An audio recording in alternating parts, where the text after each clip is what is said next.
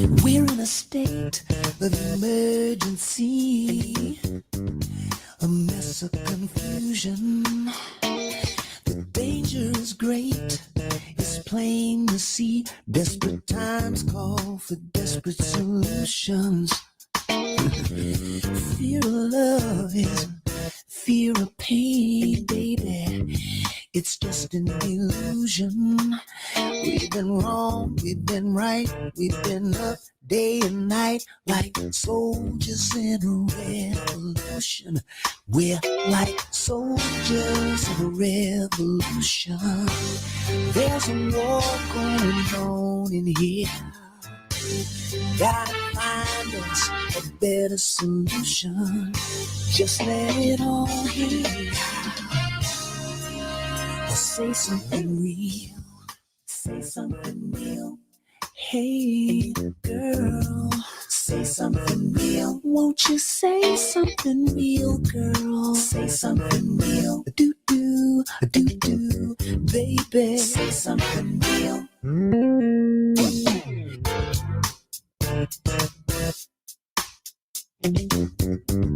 Say something real.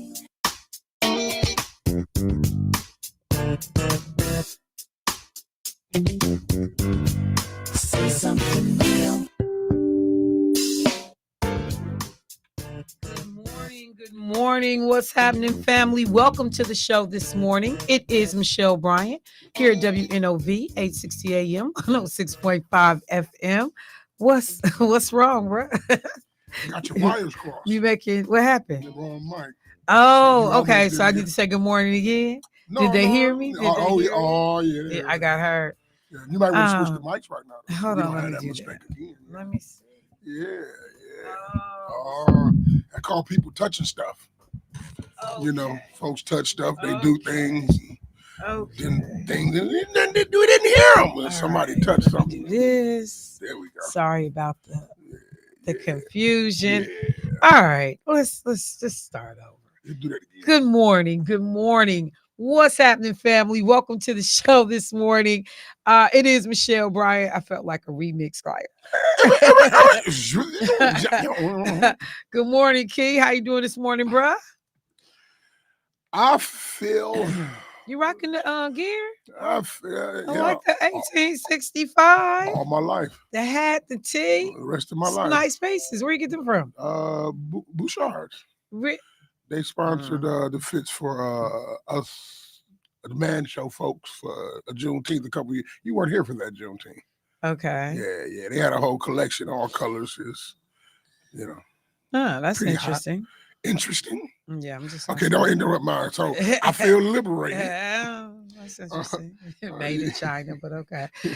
Oh no, this was made at somebody's crib.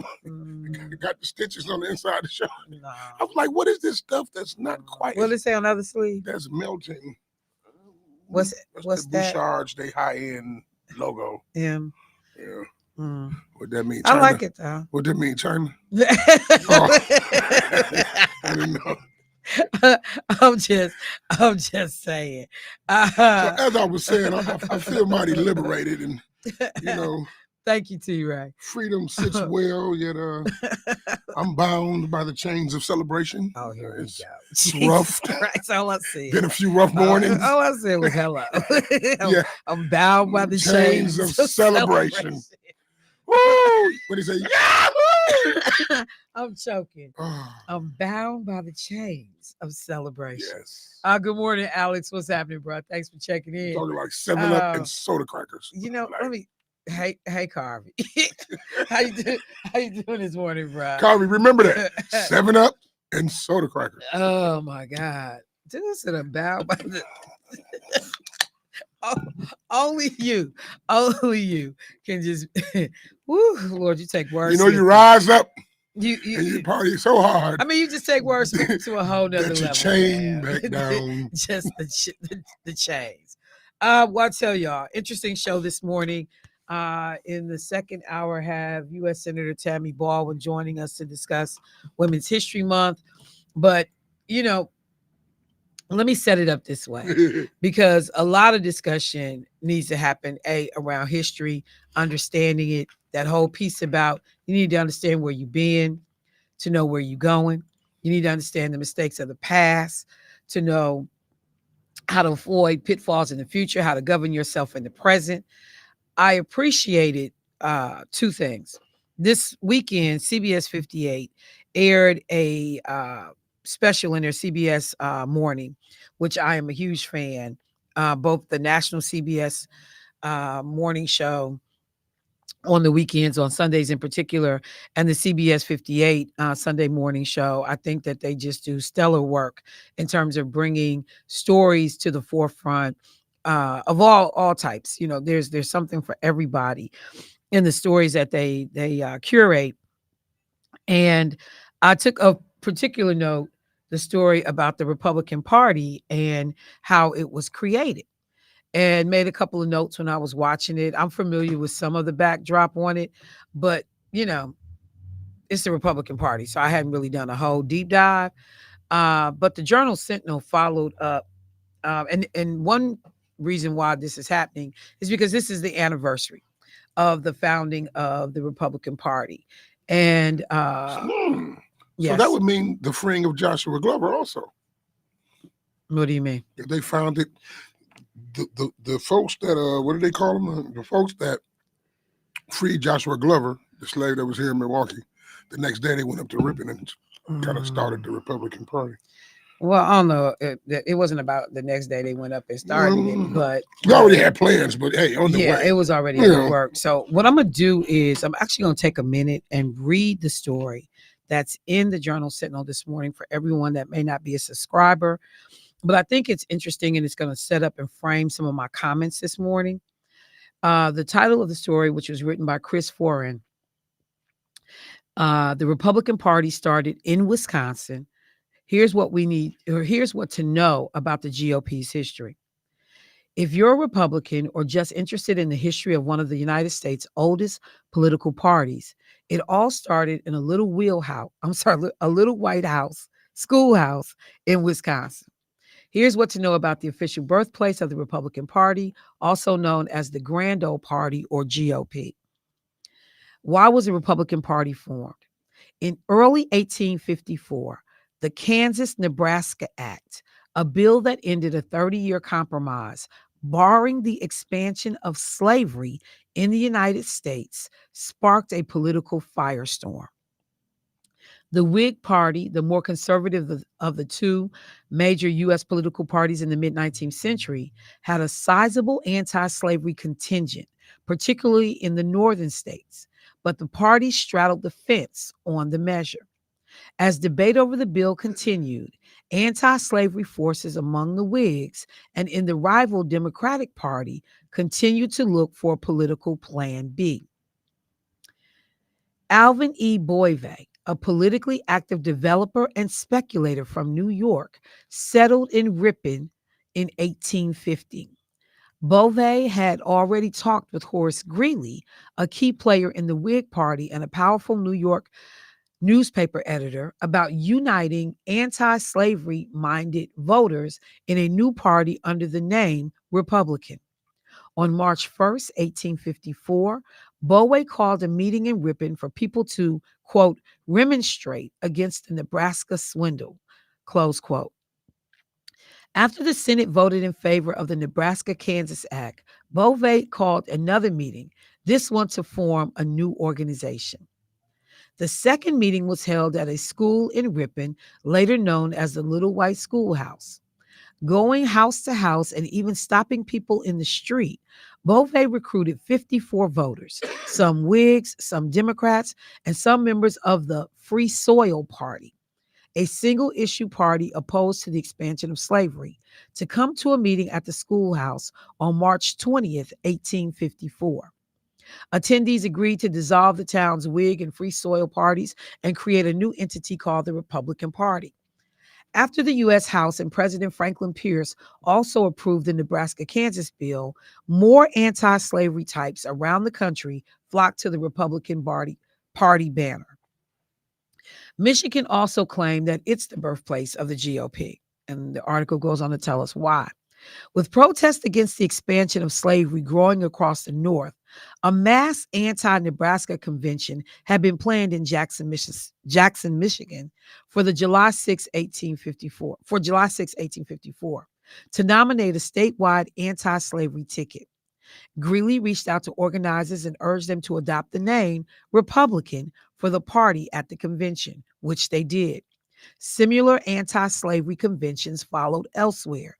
Attendees at the state conventions in Wisconsin and Vermont the following week also adopted the Republican Party label. Hang on. Of course, I hit a button. Button.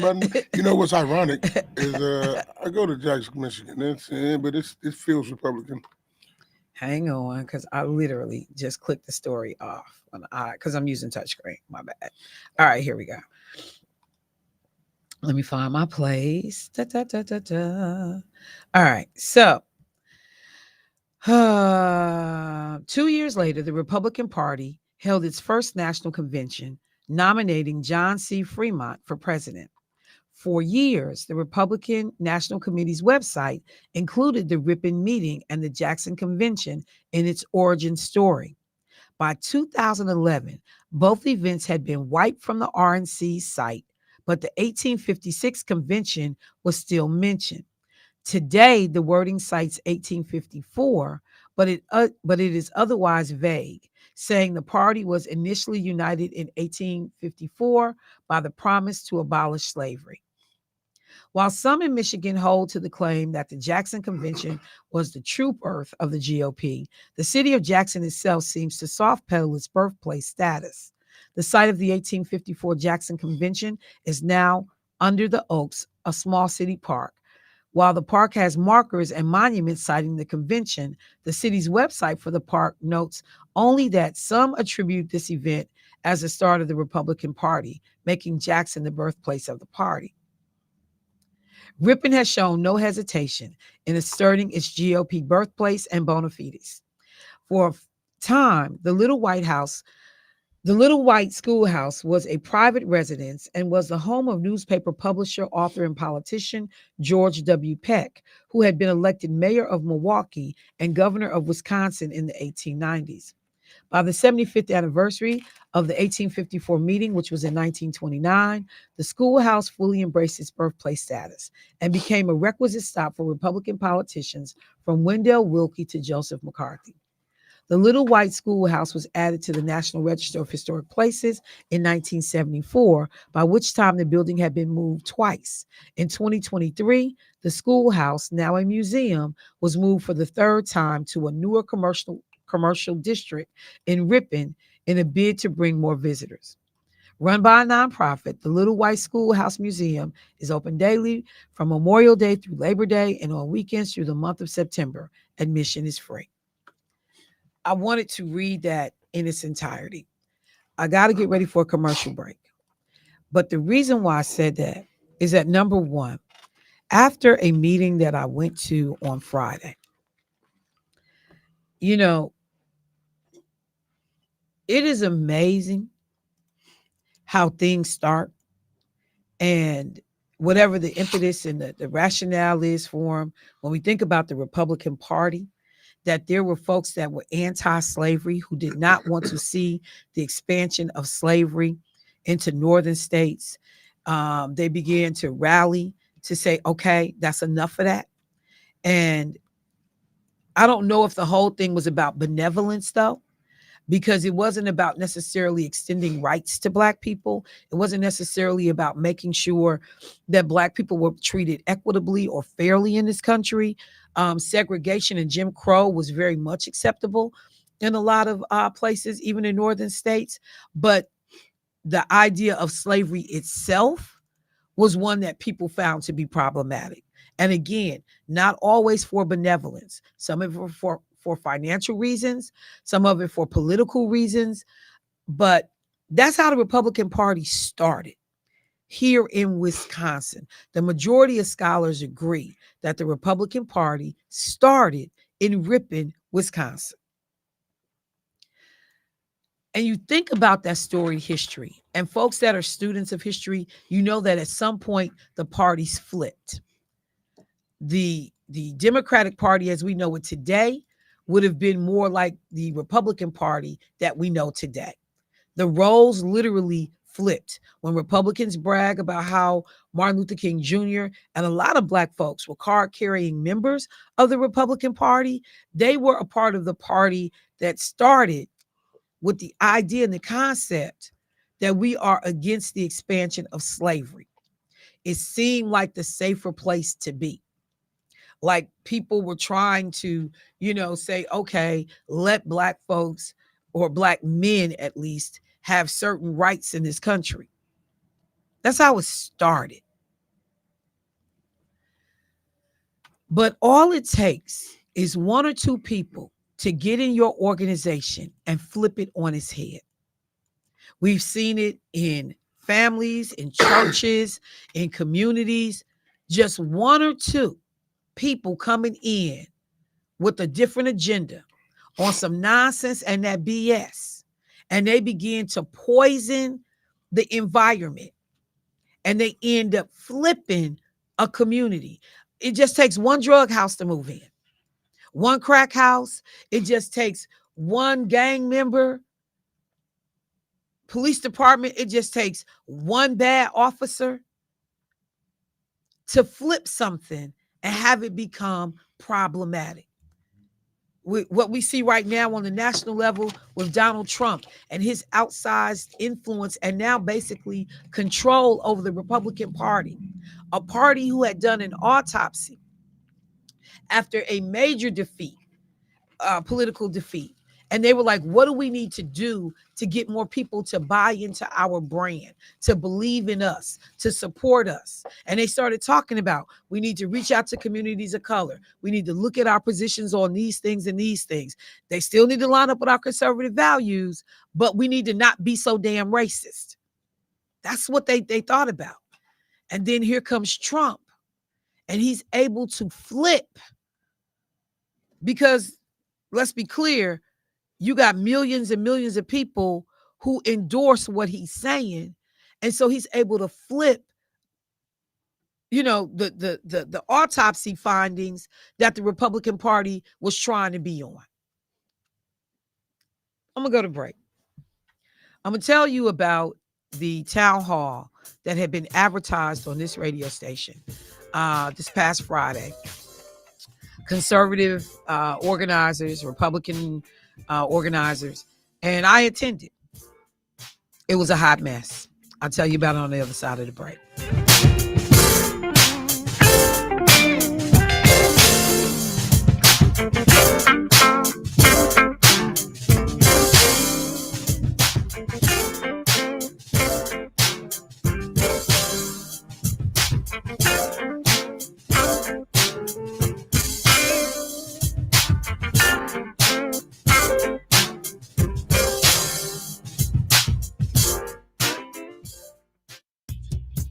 March is Women's History Month. A lifetime of service to Milwaukee Public School students has led to an extraordinary honor for Joyce A. Hall, a longtime public school educator. On Friday, December 10, 2021, the George Washington Carver Academy's library was renamed in honor of Joyce, a teacher and volunteer tutor for nearly 60 years. We salute Joyce Hall during Women's History Month. This moment in women's history was brought to you by U.S. Bank. U.S. Bank has more than 50 locations in the greater Milwaukee area. Visit usbank.com to find a location near you. U.S. Bank, a member of FDIC. Are you and your loved one looking for home health care? Well, look no further. Eternal Love LLC is your trusted partner for personal care services. Their team understands the importance of providing quality and compassionate non-medical assistance. They provide options with no out-of-pocket costs to you, and they even come to your home at your convenience. To get signed up, you can visit their website at eternallovellc.com or give them a call at 262-933-4020. That's 262-933-4020. Eternal Love LLC, providing compassionate care right at home.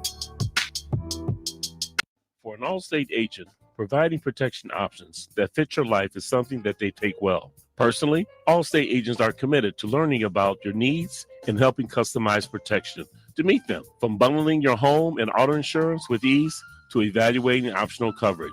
Your Allstate agent can help build an insurance proposal that fits your life. And just as important as learning what you need is learning what you don't, because helping you get the coverage you want with the savings you deserve is what Allstate is all about. It's time to get coverage that's catered to you. Are you in good hands? Call Milwaukee Allstate agent Cindy Johnson at 414-445-2558. That's 414-445-2558 today for a free quote. Home, auto, renters, condo, and more. Sydney, Nancy, and Lyndon can't wait to meet you. Subject to terms and conditions and availability. Allstate Fire and Casualty Insurance Company and Allstate Property and Casualty Insurance Company and its affiliates, Northbrook, Illinois.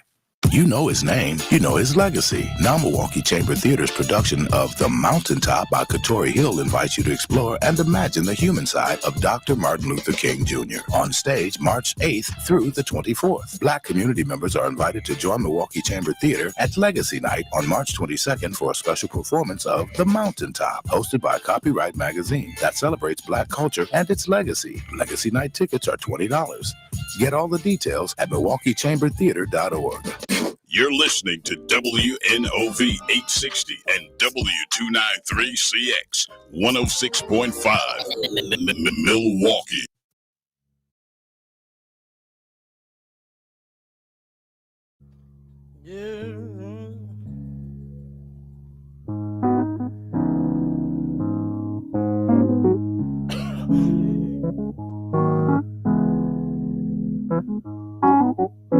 Lord, it's so hard living this life, a constant struggle each and every day.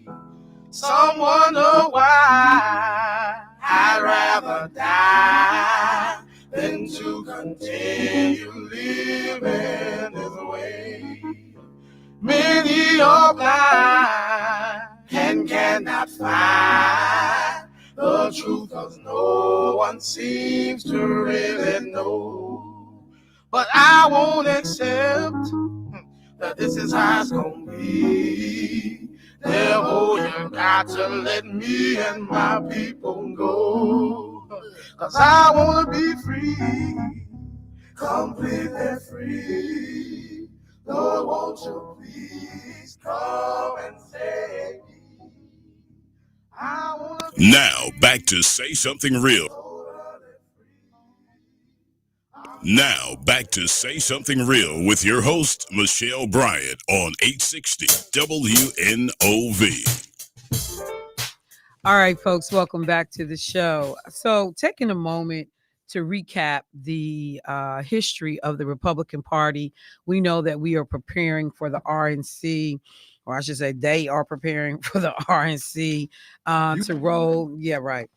To roll into town this summer in anticipation of, solidifying Donald Trump as their nominee for president from the Republican side of the ticket, and just making sure that, and I know a lot of people that are of a certain age, the history, that at one time, the Republican Party was where many Black people flocked because they had an anti-slavery expansion platform.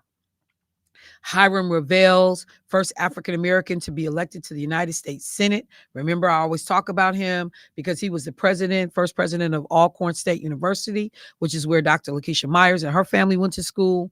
But he also, his great-granddaughter, I think it is, great-granddaughter or granddaughter ends up being the director of Milwaukee Child Welfare, Denise Revels Robinson. And so we know that Republicans will frequently tout, folks like Dr. Martin Luther King, again, Jr., who was a member of the Republican Party. And I talked about the fact that there was a political shift, that things flipped. So I go to this town hall meeting that was advertised on the radio here on NOV this past, I think it was Friday. All my days is running together right now. And I arrive late, because I had other stuff going on. So I get there late. But when I get to the room, there are probably about 30 folks in attendance. but some of them were candidates, organizers of the event. But nevertheless, probably about 30 people in the room. And when I walk in, I take a seat, and Greg Kennedy, the brother that was basically, I think, recruited to run against State Representative Lakeisha Myers, he was up speaking. He ran against her in the last election cycle. He announced during his time at the podium that he was planning to run again for that 12th Assembly District seat. And Greg Kennedy was up at the podium, and he was talking to folks in the audience, a mix of men and women, younger brothers and, and older. I mean, it ranged the gamut in terms of the age demographic. But he was talking to the attendees and in an impassioned plea for Black people to join the Republican Party. And you would have thought that it was like, like it felt like being at the altar. Or, when the pastor does, no, I'm sorry, not the altar, but when the pastor opens the doors of the church. And, they, won't you come, and then they give you all of these reasons why you should, turn your life over to Jesus and how things will be so much better. Won't you come? That's what it felt like. And so he talked about, coming in, Black people, Black men in particular, coming into the Republican Party because you would be respected and uplifted and prosperous. And prosperous was the other man's words. But that there was all this opportunity for you as a Black man and a Black person to come into the Republican Party. Come, y'all, just come, Jesus, come. That's what it was like. And it was that level of intensity when he talked about it. And so then he introduced this brother that is a bishop. And I couldn't quite figure out like where the man was from, because I was still reeling from this whole impassioned plea from Greg Kennedy trying to, get Black folks to join the Republican Party. And so this brother comes up who's supposed to be a bishop from, I don't know if he was from Georgia or where he was from, but from out of state. And I'm immediately struck because he has on this MAGA Black hat and t-shirt. And, I'm like, oh, okay, well, that's different. I haven't seen that before. But yeah, all right, bro. And so he had his baseball cap on, and, I'm like, well, the MAGA Black, I'm assuming that's Blacks for Trump, just a clever way to say it. So this brother, he opens up his comments by saying, I'm not here to endorse anyone because I don't want to go to jail. And I'm assuming that's because he's a pastor and he may be connected to a nonprofit 501c3, which means that you cannot be out endorsing political candidates, understanding your role with that organization. Now, individually, you can do what you want to, but it's a real touchy kind of thing, and you'll see people shy away from it. That's why you'll hear pastors say, I'm going to tell you what I'm going to do as the pastor. I'm not telling you what we need to do as the church. You'll hear people trying to draw that real fine line and distinction about endorsements. So this brother, he goes on and he's using Joseph from the Bible and trying to basically, use the Bible, just straight Bible thumping, using the Bible to convince Black people why they should be Republicans. And he talks about being prosperous and being respected, much of that same theme. And then he says something. He talks about the fact that they are targeting, his words, Republicans are targeting Black males between the ages of 18 and 34 to, because they're still at that age where they can be mentored. Now, I heard brainwashed. I heard suckered. I heard pimped, played, bamboozled. That's what I heard, but that's not what he said. He said mentored. So I'm still sitting there and I'm listening. And different people are speaking and talking, and he's listening to them give their comments. One woman gave a fiery speech about, it's not about Democrats or Republicans. It's about God, and we need to put God in it, and we undo what's right according to the Lord's way. And this bishop, he responds to her by saying, yes, there are people trying to tell you folks are trying to take your rights away, but the Lord gives us our rights. That's who gives us our rights. The Lord gives us our rights. And so, I'm sitting there and I'm like, okay, I done had about enough of this. So at some point, older black man says, well, okay, to the bishop, you talking about, black folks joining the Republican Party. Do you think that, like Donald Trump is racist? And because this bishop went out of his way to talk about that MAGA is bigger than one person. It's not just about Donald Trump. It's an ideology. MAGA is bigger than one person. So this older gentleman says, but your boy is racist. What do you say to that? The bishop tap danced all around it, went to Mexico, came back, jumped over to New Zealand, never answered the question. Did Nicholas Brothers? I'm just saying. He did a Nicholas Brothers? I'm just saying. Oh, okay. And so then young brother Ray Nitty was in the building, and Ray Nitty tried to bring the question back. He said, hey, bro, but come back though. Because the question got asked about Trump's racism, and the Central Park 5 ends up being brought up in the course of that conversation. So again, the bishop tap dances, and then he says, well, I've been to the White House. I went to the White House in 2018. Now, I don't know if that was one of those, trips, because we've had all these black pastors make the Mecca trip to the White House like they about to get something from Donald Trump and be empowered and looking like idiots when they end up leaving. But that's another story. But he says, I went and I didn't find him to be racist.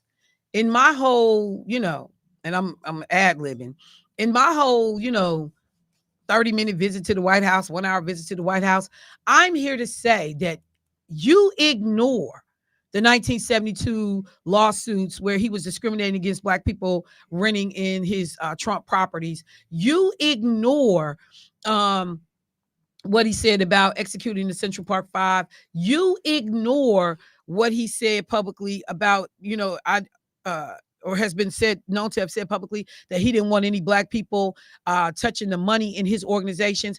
You ignore that his cabinet had one black person in it, one in the entire cabinet, one.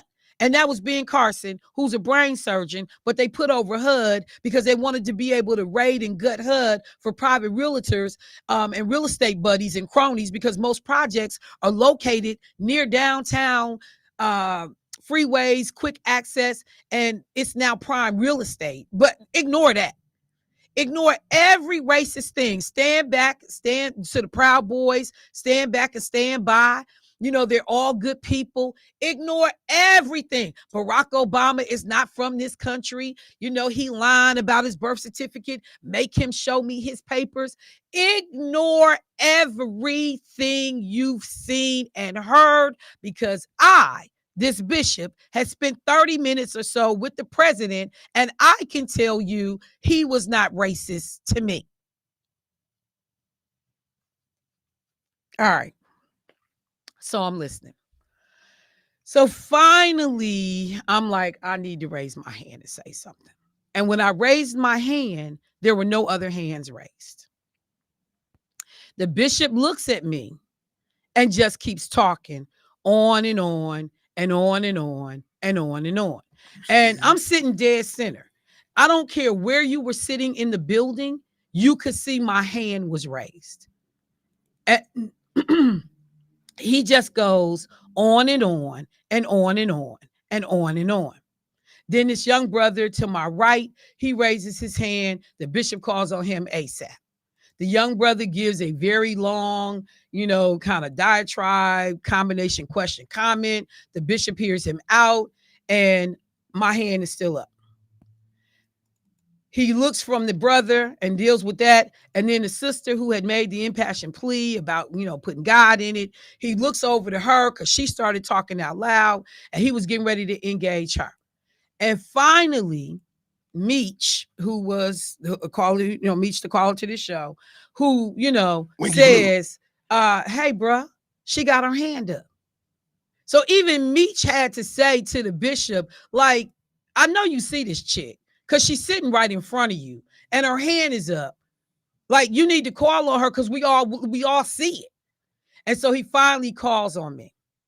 So, I open up. I make the point that, first of all, stop being disingenuous with these people, talking about the Lord gives us our rights. That's why you opened up your remarks by saying, I am not here to endorse anybody because I'm not trying to go to jail, because you know that there's a separation of church and state.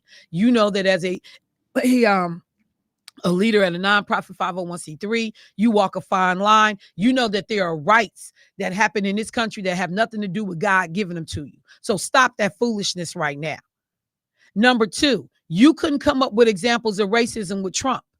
But let's look at the Central Park Five. This man realizes, or this man is told, that these young brothers were exonerated, that they did not in fact rape this woman. And to this day, there's no apology. So then he was like, okay, sister, you done said enough. All right. Oh, because one of the other things that I said is, and when you talk about rights, let's be clear. And I looked around at the entire room. I said, everybody that's in this room, if you live in the city of Milwaukee County, the Republican Party, under the leadership of Donald Trump, because he said that MAGA is not about one person who has now gutted the RNC and stacking it with the staff of his personal choosing to advance his personal beliefs and values. MAGA is not about one person who has told Mike Johnson them, do not sign that immigration bill because I don't want Biden to get any wins leading up to the election. This one person was instrumental in trying to basically get the votes of Black people and people who lived in the city of Milwaukee thrown out because he accused us of being fraud and being thieves and liars in relationship to the election. And then we get the fake elector scandal here in Wisconsin. That's at the behest of one man. So while all y'all in here drinking this Republican Kool-Aid, somebody ought to answer for the fact that every one of you Black faces sitting in this room, and it was like a couple of white people in there, but every one of you Black faces sitting in this room, the Republicans under the leadership of Donald Trump tried to steal your vote. And they purposely and intentionally went to Black cities where there were razor-thin margins all over the country trying to steal the votes of Black people, specifically. But y'all can't come up with an example of racism, because white folks in suburban communities, they don't commit fraud.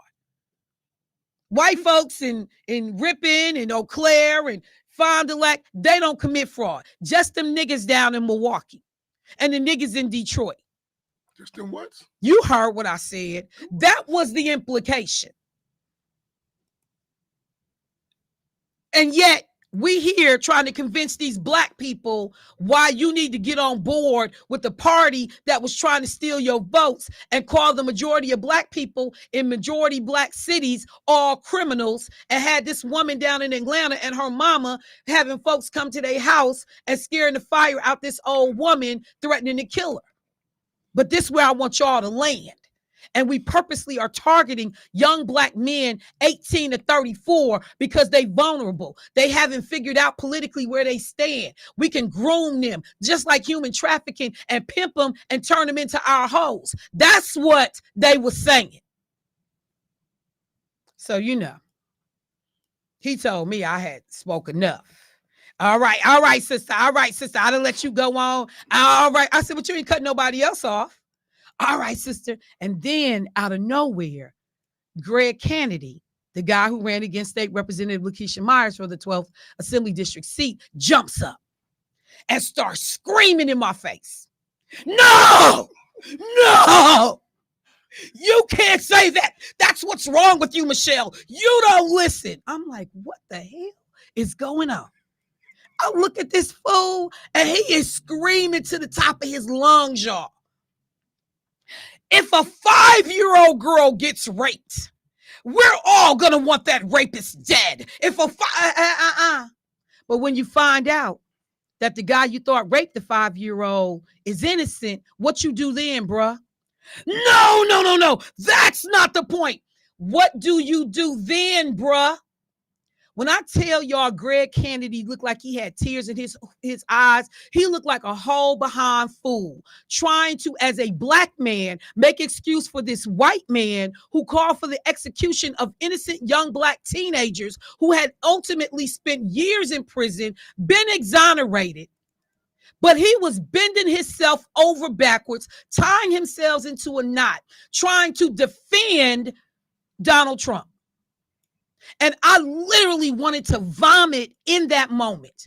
This old black man, because Greg Kennedy ain't no young brother, that's an old black man who been around long enough to see racism in its purest form.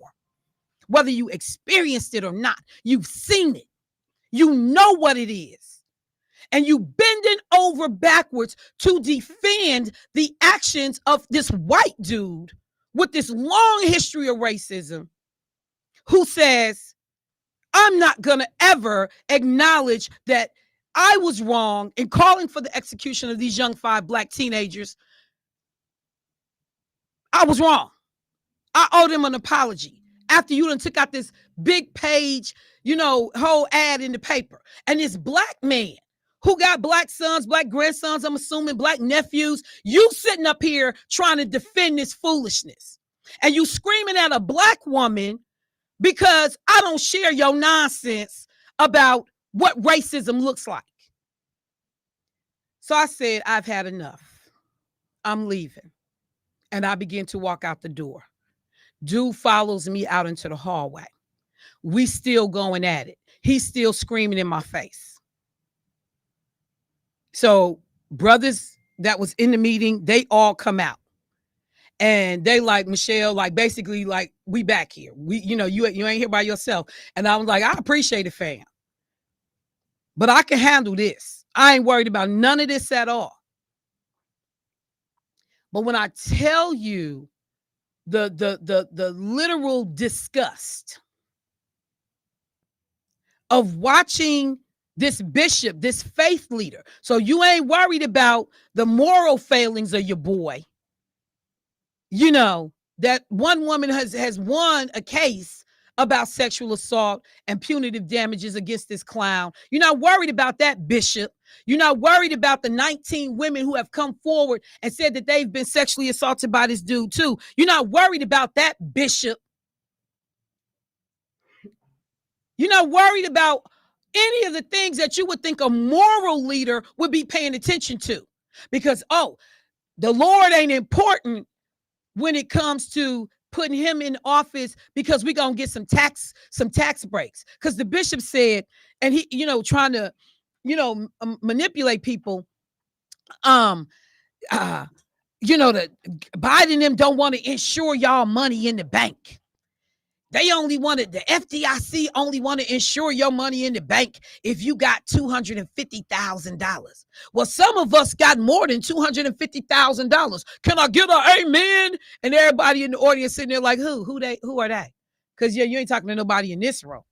Now, I'm not saying there are not people that got more, but that's not us. But, Biden don't want to insure the business folks with more than $250,000 in the bank. Can I get an amen? And I'm looking at the bishop like, well, what do you do that you have more than $250,000? Because, they didn't hand out your resume. So I don't know if you own a private company. I don't know if you own a private business. Because you telling me your church is paying you like that? What do you do that you big balling like that as the pastor of a church? So when I tell you the utter disgust and frustration. So now, Bishop, it ain't about the Lord.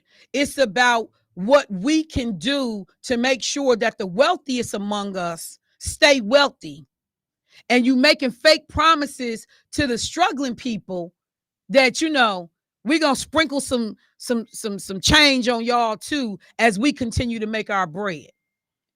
When I tell you, somebody asked me, what's the bishop's name? I don't know what this clown's name was. I ain't catch it. Nope, I ain't see it. I ain't catch it. I have to, I'm sure meet your call at some point and tell us who this brother was. Because I didn't catch it. But y'all, as hard as we fight, as much as we have to lose, as much as, and let me be clear, the Democrats' hands are not clean either when it comes to black folks. I'm not here under the banner of the Democratic Party. I'm here because when I wake up in the morning, the first thing I am is Black. Everything else is second. Even to being a woman. I'm not a woman first when I wake up. I'm Black first when I wake up. Because if I got my baseball cap pulled down the right way and my jacket collar popped and I'm driving my car, the police see Black before they see woman. And anywhere I go in the world, if I don't open my mouth and people hear my accent, they don't know I'm from the States, they saw Black first. So to have Black people trying to sell our community this bill of garbage, that there are people in the Republican Party as it stands today, because I'll work with you on Republicans of old. I'll give you a little bit, not a lot, but I'll give you a little bit. The Colin Powells, Condoleezza's, when they came into the party, there was still a modicum of decency. Ronald Reagan was a jackass. I don't care how you try to paint him out to be some hero, but there still was some protocol that got observed. But these clowns we got in here today who kowtow and are afraid of this 174-some-year-old man and scared of they constituents, man, I can't ride with these people. You can't accept that you lost a race. Your leader starts setting up the dominoes before the election even happens, and he's doing it again right now. If I lose, it's because they cheated. And you got these white men who know better carrying water for this idiot. I don't have no respect for that. Ted Cruz, somebody call your wife ugly, you go sit at their table for dinner. I don't have no respect for that. Mitch McConnell, this man clown you with your wife. You don't do nothing. I have no respect for that. January 6th, at his behest and his words, he sends people to the U.S. Capitol to create havoc and do damage, and didn't do anything to stop it in any kind of timely manner. And then you got white legislators walking around now talking about the people from the January 6th attacks. They're hostages. Somehow or another, they're victims. When they done went in and took a crap, literally defecated on Capitol property and pissed all on the walls and broke the windows out and was scaling the walls like monkeys outside. But they are somehow victims. They are hostages. And what did Donald Trump say just this weekend? And when I'm elected, if I get elected, not if, but when I'm elected, I'm going to deal with that. I'm going to help the people that try to tear up the U.S. Capitol and stop our government from working as it was intended. People who have no moral fiber. And this who you trying to get our brothers 18 to 34 to line up with. You can't ask me to only focus on policy when I see everything else that's happening. But that's what they want you to do. Focus on the fact that we're going to get rid of the Affordable Care Act and we have no replacement plan. But we're going to get y'all some tax breaks. And people who keep telling you the economy is horrible. And what did Donald Trump just do yesterday or Saturday? To draw a further wedge between blacks and immigrants. The immigrants are taking the black people's jobs. You ain't gave not nary nay damn about black folks having a job. In all of your years, when the black boy won Apprentice and he was supposed to be able to run one of your companies, the girl that was number 2, you put her in place to co-run the company. And the black dude said, I will sue your behind because that's not how this game was supposed to be played. So he put the white woman over her own company, even though she was the loser, and put the brother over a company. Yes. But Michelle, they get them transportation to work with the Joseph Project. Yeah, I know. I'm just saying. I know. They wouldn't have been able to got to work. I know. I mean, I know. Of course, they take it out the check, but I'm just saying. So, we just got to be able to appreciate history, put all of this stuff in perspective, and you don't get to cherry pick what you want to pay attention to.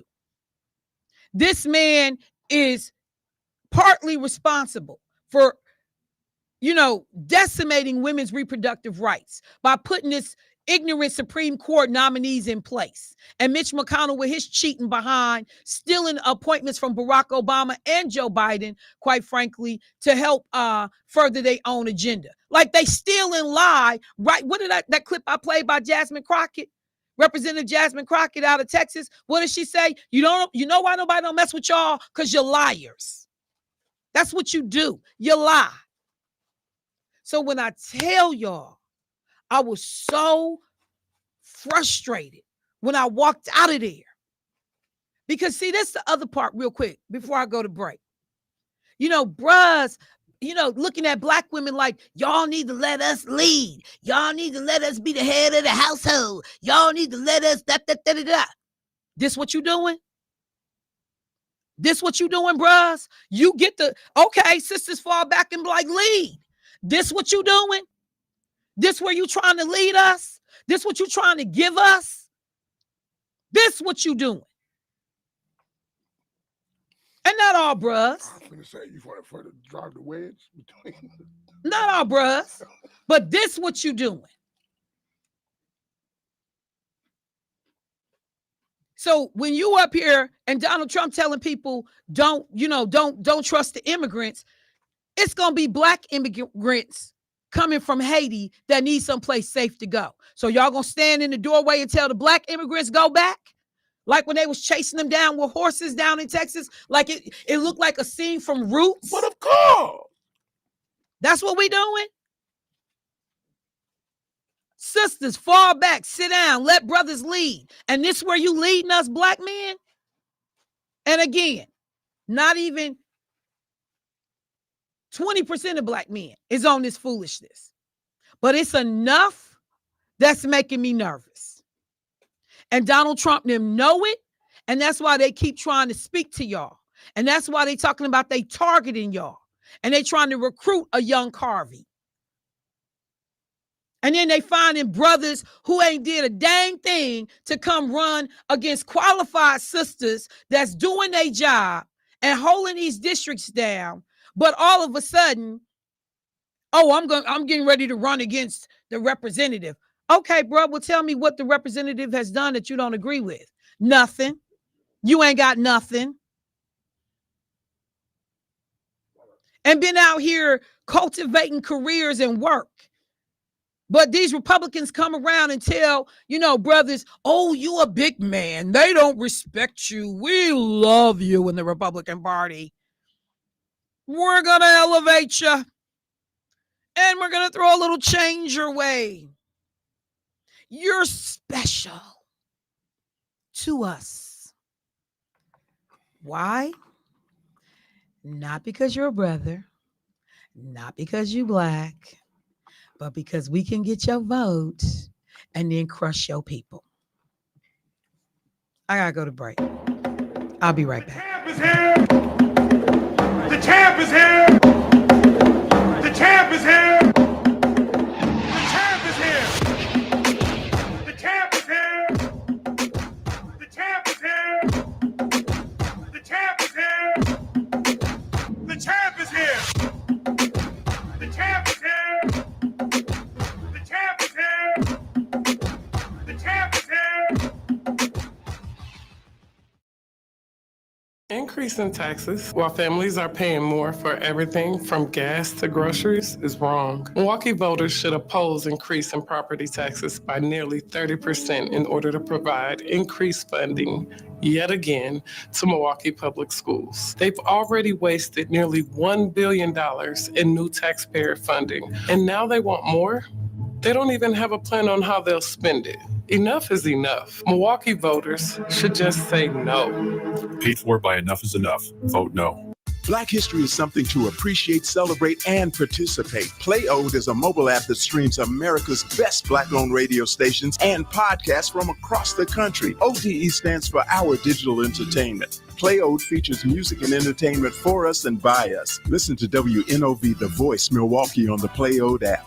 Elevate your radio listening and participate in supporting Black radio. Download PLAYODE or log on to odeaudio.com for info and insight. The Center for Teaching Entrepreneurship presents its third annual Big Head Soiree, Thursday, May 16th at the Marcus Performing Arts Center in the Bradley Pavilion. I'm Andrea Williams, and I'll be your host for this spectacular event. It's designed to salute the co-founder, Miss Radonna Rogers, as she loved to wear big hats, and this is one way we honor her. We will also celebrate and recognize the accomplishments of Milwaukee's leaders in entrepreneurial ventures. TTE was founded with the mission in mind to help young people understand business, financial literacy, and themselves, and how they can find their way into the marketplace and be productive citizens. We have found a great way to educate, stimulate, and advance what we're doing within this community. So ladies, this is the time to wear your big hat, and guys, your stylish fedora. You will be treated to a delectable dinner and the sounds of Soul Sirius starting at 5:30. The program will begin at 7 with more entertainment and the awards program. Tickets are just $75. Go to Eventbrite using VHS 24 or call 414-788-8104. That's 414-788-8104. This event will kick off the spring season, so don't miss it.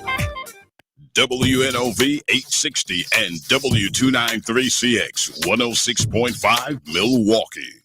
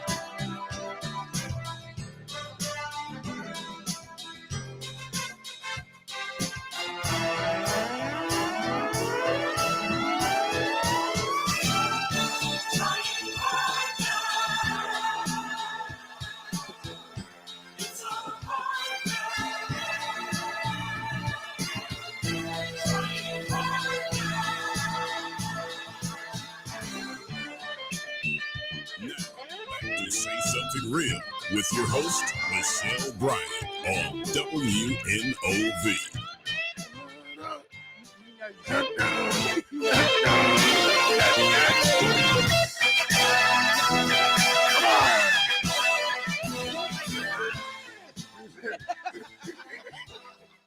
You stupid. What Jazzy Face say? Run up the stairs. Come on. Jazzy Face said, run up the stairs. Put my hands in the air. Like Rocky. You even had Carvey over here laughing. And just real quick, because one of the bros hit me up and said, Michelle, you know the Black conservative organization that had Trump speak a couple of weeks ago is not just populated by Black males, but some Black females are also supportive of this foolishness. I'm just saying. Look.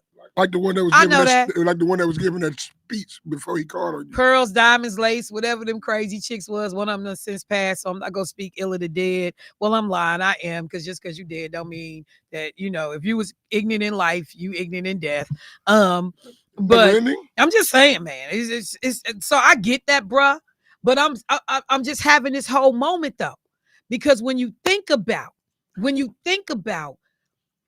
what should be the backbone of your community, what should be the protectors of our community, of our families and our children and our blocks and our neighborhoods. I'm sorry. I grew up in a household with a strong Black man.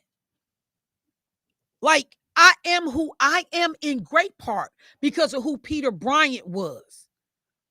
My granddaddy just did not play that.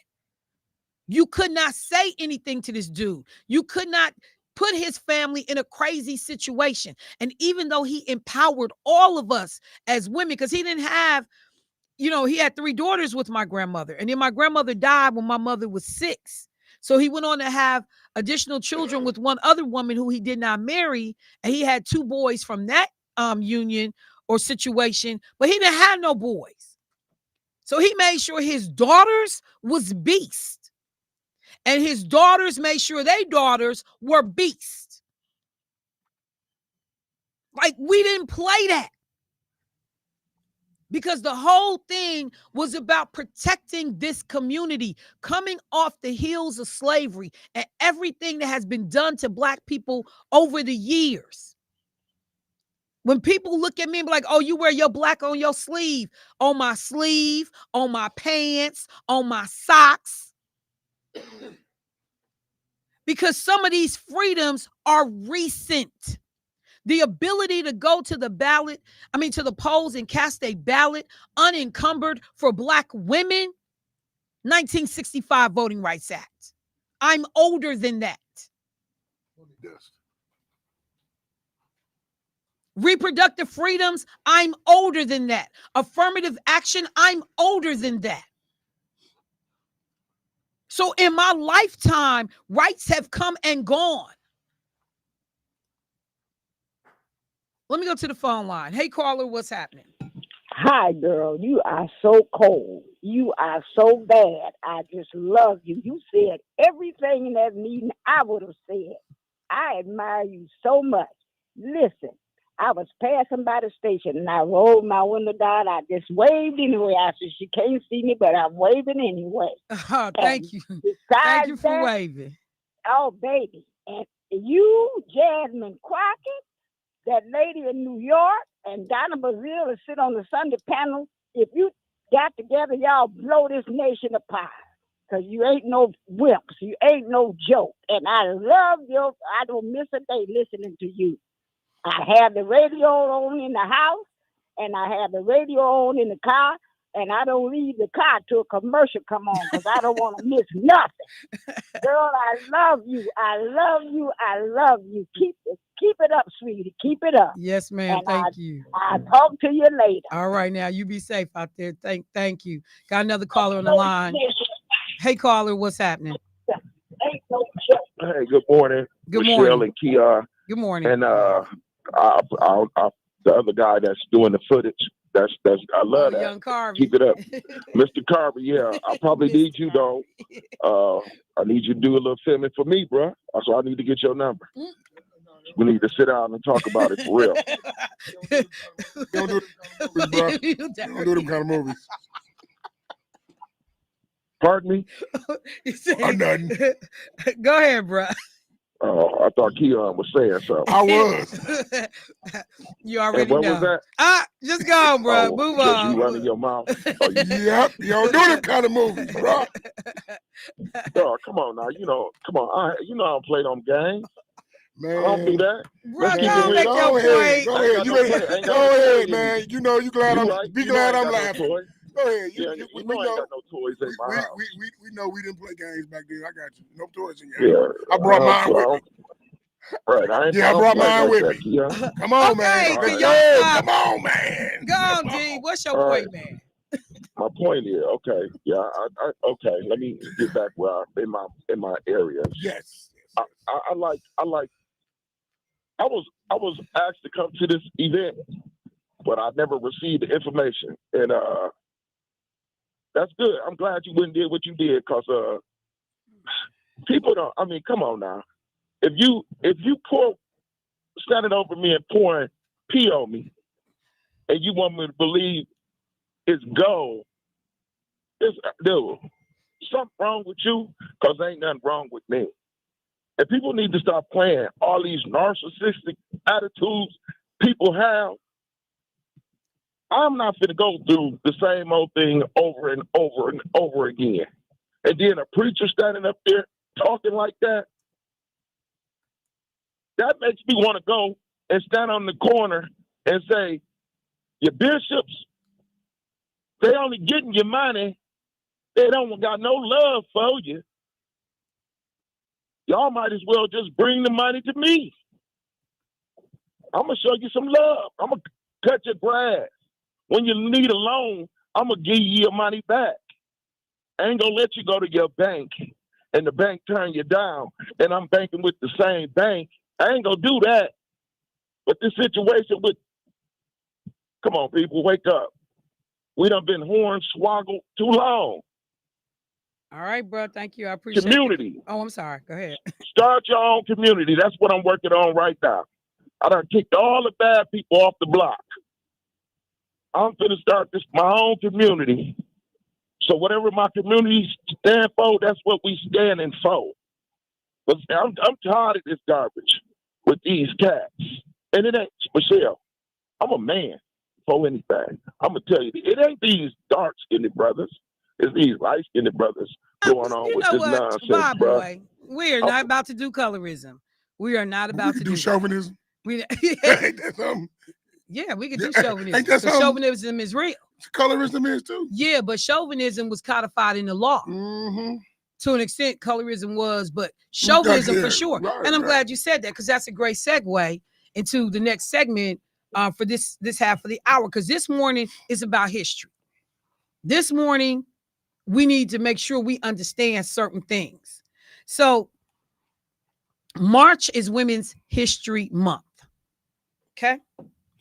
And we frequently think about, when, particularly as a Black person, when I talk about voting rights, I'm often talking about, and you know, we talk about our ancestors and what they did to make sure that we had the right to vote. And I am guilty too of not always citing what women had to do for me to be able to vote. I do the cursory mention, you know, when I'll be like, the women's suffrage march, in the late 1800s, you know, or 1900s. I'll talk about that on some minor level. You know, we got the images of the women walking in Seneca Falls in the white outfits, you know, looking regal, and that Black women even participated in the women's suffrage march in Seneca Falls, that women even participated, that women, you know, Black women, Delta Sigma Theta, which was formed in 1913 when this major women's suffrage march happened. And that was the very first act of public service that Delta Sigma Theta sorority participated in. But Black women from Black organizations came from around the country to participate in the Women's March, understanding that Black women were not going to be the direct beneficiaries of that march and the outcomes. That the hope was that women would secure the right to vote. But we knew, even in terms of dealing with some of the women that were there that day and that were a part of that struggle, that there were many white women who were not out there advocating for Black women and for other women of color. They were advocating for themselves. That wasn't the story of all white women, but it was a story of a number of them that were a part of the suffragist movement. But Black women showed up anyway, because they understood, if we get the Constitution amended to include women at some point, we got to be able to take advantage of that. But one of the things that I didn't always appreciate, and when you think about how history is told, there is some glaring omissions in history books when they talk about women's fight for the right to vote in this country. There's an ugly, ugly past in which we don't really get the details. You know, we as Black people talk about, no, y'all don't tell the whole story. Y'all don't talk about, you know, the heinous acts connected to slavery in a way that makes it real for these young people, what was done to us, and why people still angry, and why still people talking about reparations to this day.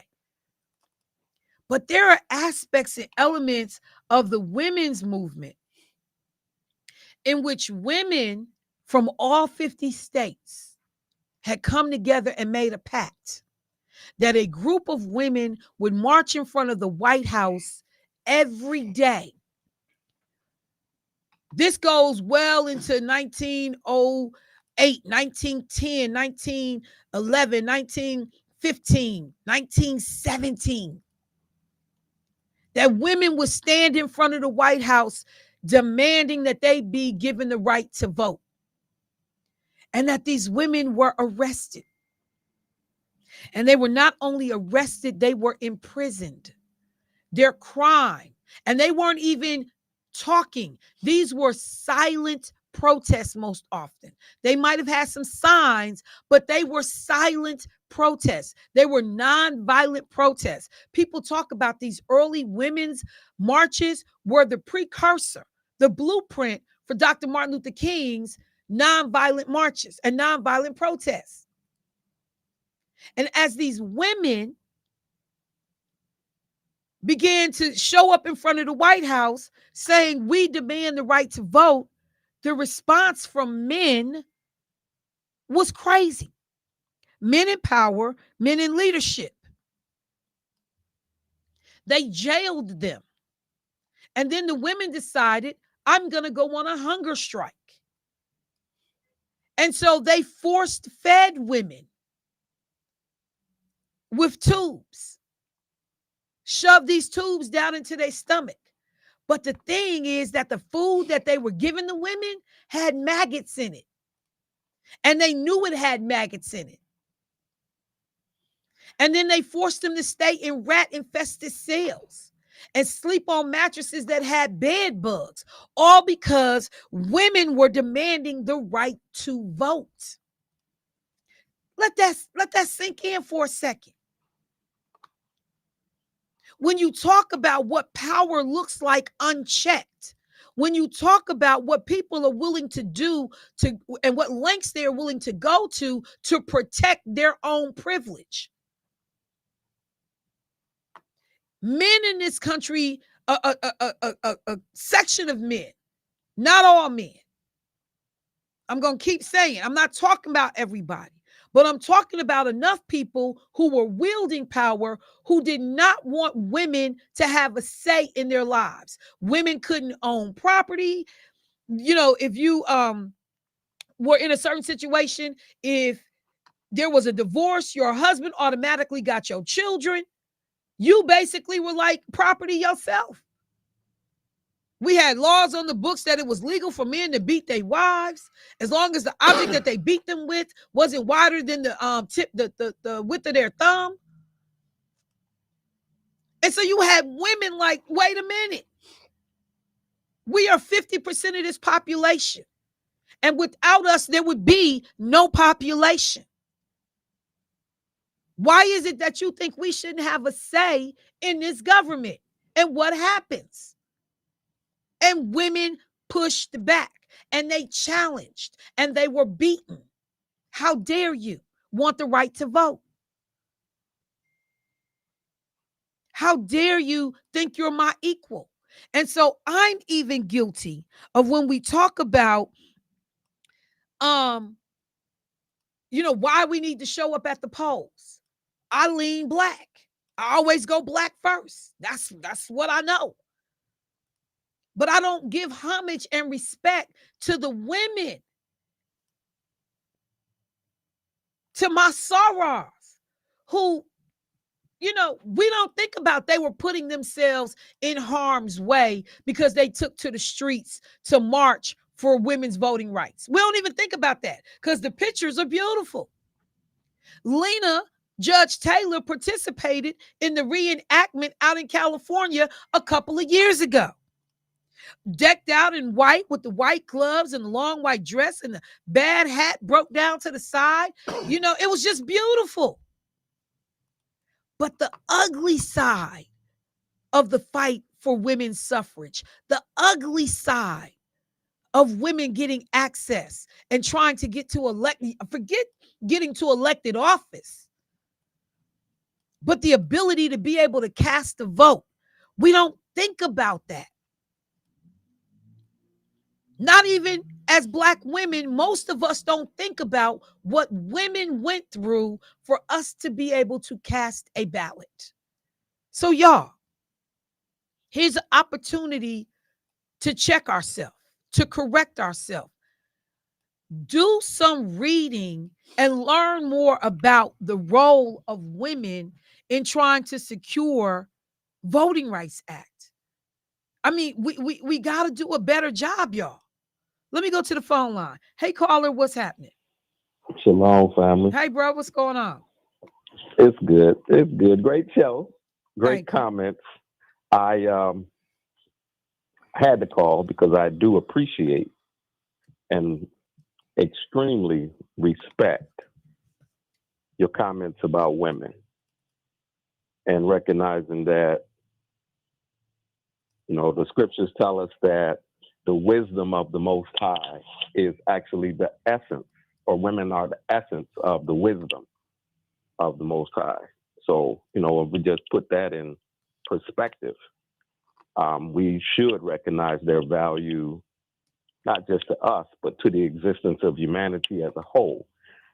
That being said, though, we cannot lose sight of the fact that part of the scheme of this system is to keep us divided.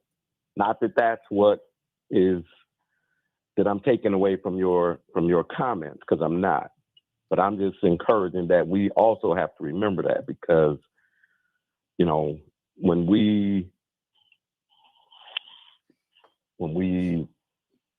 put their desired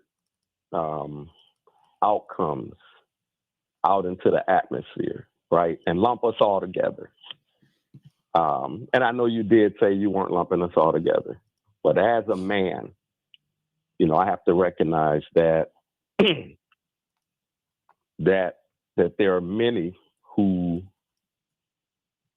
will feel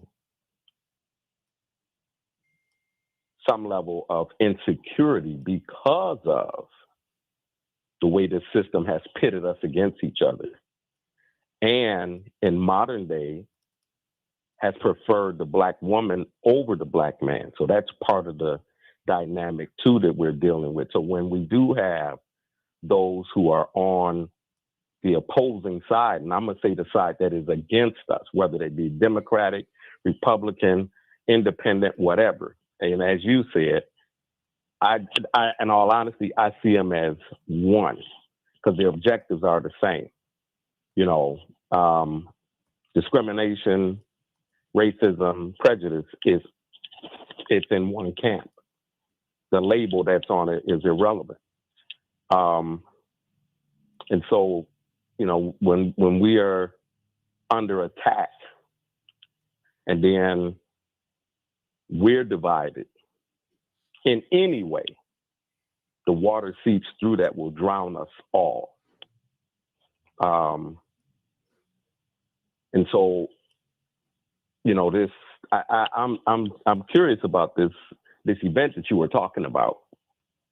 Was the bishop that you're referring to, was it someone from Milwaukee that you know of? No, he seemed like because he was not from Milwaukee. He wasn't from Wisconsin, because he didn't know the issues clearly, because he made statements like, yeah, because I'm sure y'all got an immigration problem too, and stuff that he was saying that should have been happening in the city was not our challenges. So he definitely was not from Milwaukee. He was an invited speaker from somewhere else. So you saw my text. Now you saw my text. Yeah. So I'm assuming that makes it even more intriguing. How did this person know who you were? I think part of it might have even been my body language, because I was sitting directly in front of him. And you know how people look out in the audience to like get an affirmation from people, and folks nod their head. Yeah. And you know, my face was looking like, Negro, please. Or somebody on the sideline with him said, "Oh, that's that chick be on the radio." Yeah. Hey, and prior to, right? So how much prep did he get? Yeah, you know who set this all up? But he knew not to call on me.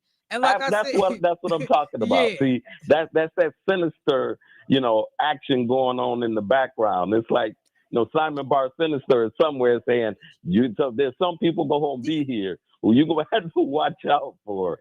And this sister is one, because if you call on her, she will blast you. No, somebody gave him some sideline talk, because Winky Blue was like, "Hey man, you see your hand up, call on her." No. You know, some folks like that action. She mentioned that.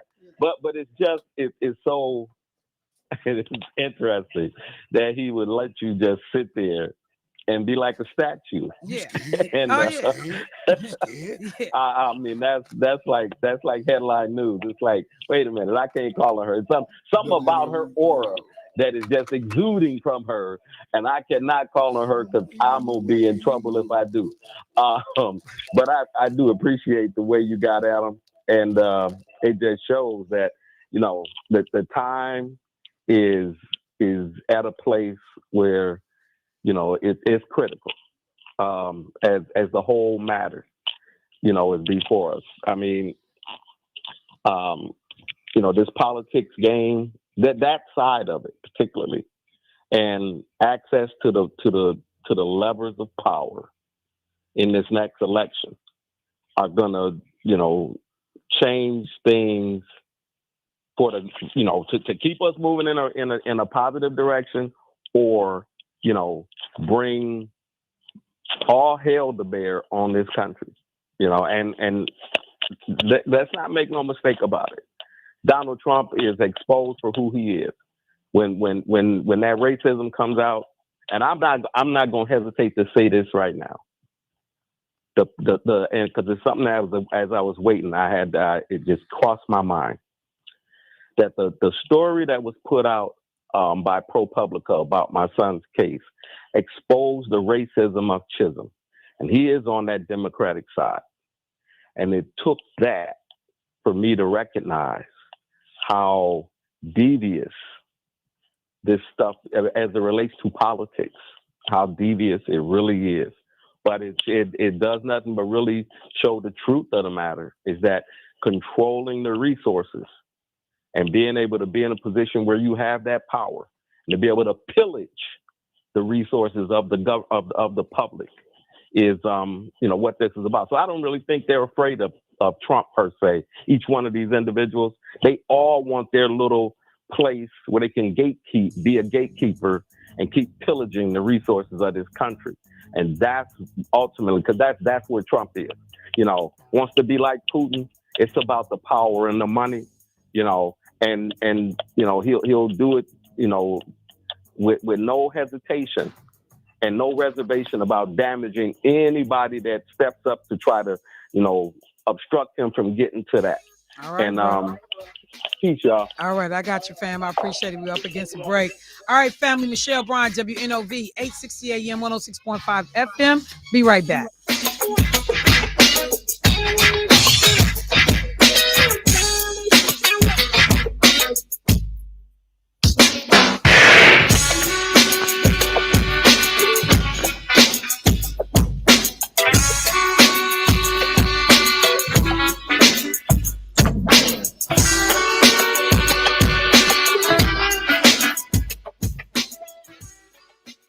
Wisconsin Black Chamber of Commerce would like to congratulate John Fletcher, the second winner of the pitch competition for 2024. Which Milwaukee entrepreneur will be number 3? Are you up for a karaoke challenge? If you or your professional organization are up for the challenge, come on out to the next Third Thursday networking event featuring the pitch competition, March 21st at Rise and Grind, 2737 North Dr. Martin Luther King Jr. Drive, 5 to 9 p.m. Who will end the night with bragging rights? Don't be scared. We're hosting a fundraiser for Mayor Cavalier Johnson Friday, March 22nd, 5 to 8 p.m. Come on out and support 2900 West Philippe.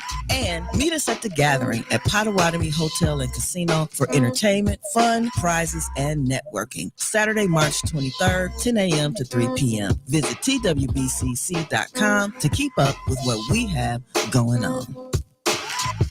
Do you love Jamaican food? Well, visit Fireside Jamaican Cuisine new location at 7434 West Capitol Drive. Stop in for your Jamaican fix. Jerk chicken, oxtails, jerk egg rolls, and more. Daily specials will be available along with the original menu items from the previous Villa Avenue location. Business hours are Tuesday through Saturday, 11 a.m. to 9 p.m. and Sundays, 12 p.m. to 8. For more information, please call 414-509-5579. 414-509-5579.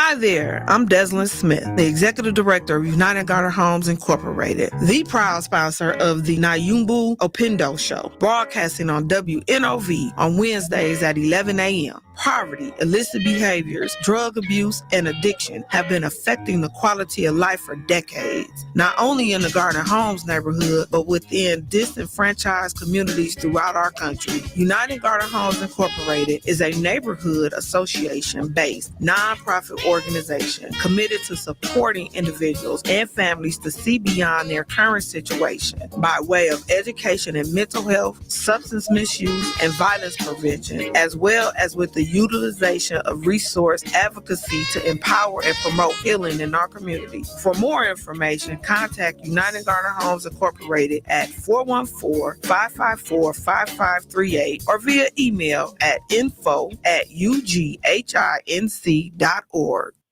Hello, Milwaukee. I'm Mr. Debo, the program director here at the all-new 860 WNOV. On January 8th of this year, WNOV underwent a relaunch, complete with a fresh logo, branding, format, and new shows. Now you can even stream our talk shows on YouTube and Facebook. We're always striving to enhance your listening experience. And now your watching experience too. As we continue to work on improving, there may be more changes in our lineup. Here's a few of the changes we've made. We've added Sandra Silk and All That Jazz on Tuesdays and Thursdays. Chris Heavy Levy on Saturdays with Saturday Backtracks and more. Flavor Fix with foodie Samantha Starr. How about Pillow Talk with me, Mr. Debo? On the Porch with Quabanon Anton Nixon. The Difference with Will Martin. Be a Voice with Wisconsin Voices, Dr. Kwaku and Naumbo Mpindo.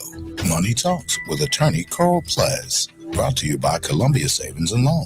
The Friday Night Jukebox Party with DJ Kevin Buchanan. St. Mark's Lutheran Church with Pastor Marty from 9 a.m. until 9:30 a.m. Community Outreach Clinics, Community Heartbeat with more to come. But rest assured, of course, we have our staple shows that have not changed and will not change. Say Something Real with Michelle Bryant. Community Voice with Keith Paris. International Roots Rock Reggae Meltdown with Ross Joel. The Blues Cafe with me, Mr. Debo. Reverend Al Sharpton from 12 until 3. We're listening to you, and we'll get it right together. And thank you for listening to the all-new 860 WNOV and 106.5 FM, The Voice.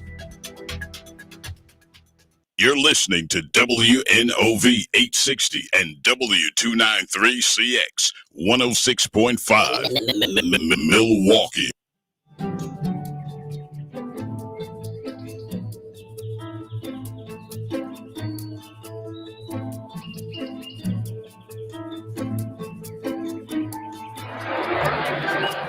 The testimony before the Credentials Committee, the FDP had a lineup of very different people.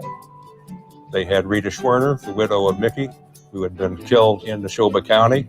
They had Martin Luther King. Everybody knew King. The seating of the delegation from the Mississippi Freedom Democratic Party has political and moral significance far beyond the borders of Mississippi are the halls of this convention. But the highlight of the testimony was that of Fannie Lou Hamer. The sharecropper who had been evicted from her plantation had come to symbolize the Mississippi movement. Mr. Chairman, and to the Credentials Committee, it was the 31st of August in 1962 that 18 of us traveled 26 miles to the county courthouse in Indianola to try to register to become first-class citizens. We was met in Indianola by policemen. The president, Lyndon Johnson, he's not afraid of Martin Luther King's testimony. He's afraid of Fannie Lou Hamer's testimony. And so he decides that the country should not see her testify live.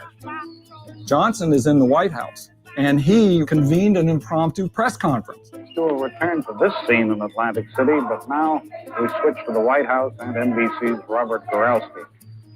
Now, ladies and gentlemen, the President of the United States. On this day, 9 months ago, He did it knowing that they would break away, thinking he might announce who his choice of vice president was going to be. Instead, he gets up there and he announces, get this, he announces that it's 9 months to the day since Governor Connolly, who was there, was shot along with President Kennedy. So he announced a 9-month anniversary. Everybody's scratching their heads. Thank you very much. And then he leaves. And by that time, Fannie Lou Hamer's testimony was over. However, it backfired on Johnson because it became a story that she had been taken off television and in the news that night, and for days afterwards, they replayed her testimony. I was carried to the county jail and put in the booking room. They left some of the people in the booking room and began to place us in cells. She had Mississippi in her bones. Martin Luther King or the SNCC field secretaries, they couldn't do what Fannie Lou Hamer did. They couldn't be a sharecropper and express what it meant, right? And that's what Fannie Lou Hamer did. And it wasn't too long before 3 white men came to my cell. One of these men was a state highway patrolman. He said, "We're going to make you wish you was dead."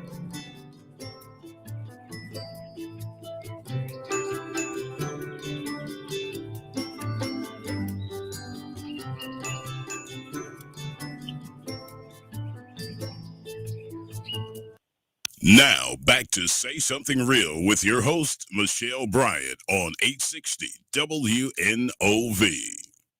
All right, folks, welcome back to the show. As we continue this conversation this morning, and caller, I'll be right there, talking about the significance of women's history, also aligning that with what we understand about how Black people have evolved in this country over the years in the form of, the initial work by the original Republican Party to stop the expansion of slavery to northern states. Not necessarily ending slavery altogether, although there were many abolitionists that were part of the RNC's history, but to stop the expansion of slavery. And we have to be clear about the difference. Let me go to the phone line real quick, and then we're going to be bringing in U.S. Senator Tammy Baldwin. But hey, caller, what's happening?